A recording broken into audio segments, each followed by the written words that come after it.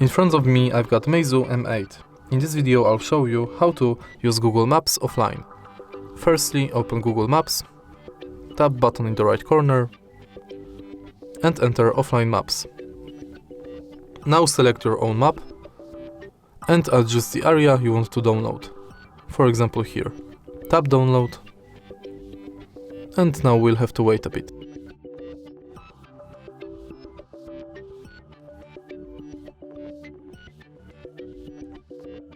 Open your maps.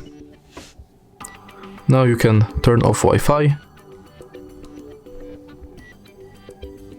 and you'll be able to navigate offline in this area you downloaded.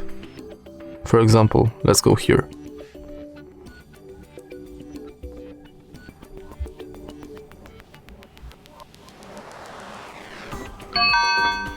If you find this video helpful, please leave like, comment and subscribe.